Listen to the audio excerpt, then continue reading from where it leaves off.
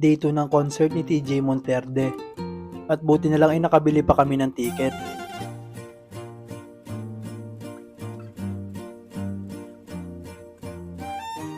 Hi guys, ako si Dean.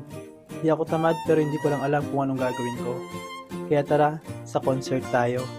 Bago nga pala kami pumunta sa concert ay meron akong job interview. Bali ngayon ay hinihintay ko na lang yung resulta. Pagkatapos ng interview ay dumiretso muna kami ng mall para bumili ng sapatos.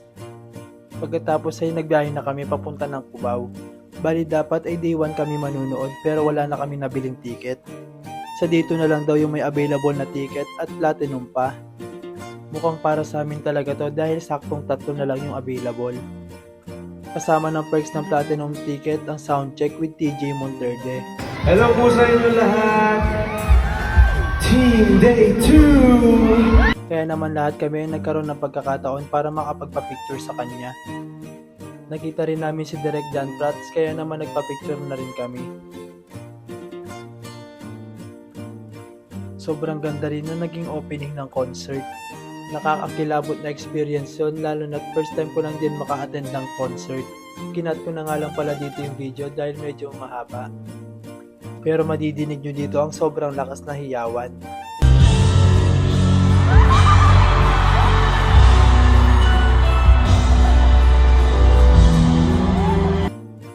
Bali si Bini Kulet nga pala ang naging surprise guest niya dito sa Day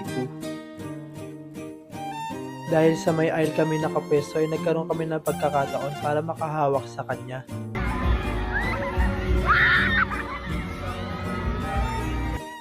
Nagulat kami dahil biglang nasa tabi namin si Kevin at si Yulin. Isa sa magandang nangyari yung sweet message ni TJ kay KZ. Hi baby!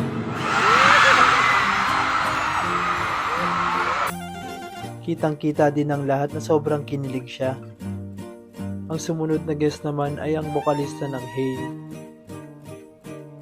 Sumunod na rin ang mga iba't ibang kanta ni TJ Monterde. Pero isa sa hinihintay ng lahat ay ang kanta niyang Palagi.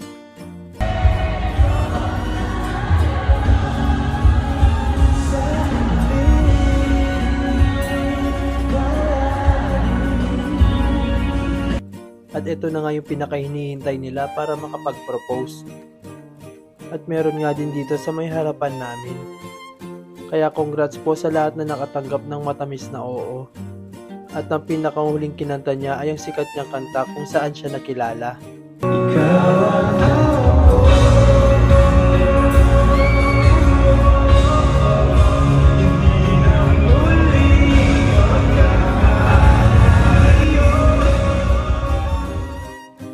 Kahit tayo ay nasa pangit na sitwasyon, hindi man sumang-ayon ngayon sa atin ang panahon, meron pa rin tayong lugar na pwede nating puntahan, kung saan ang lahat ng pangarap natin ay matutupad.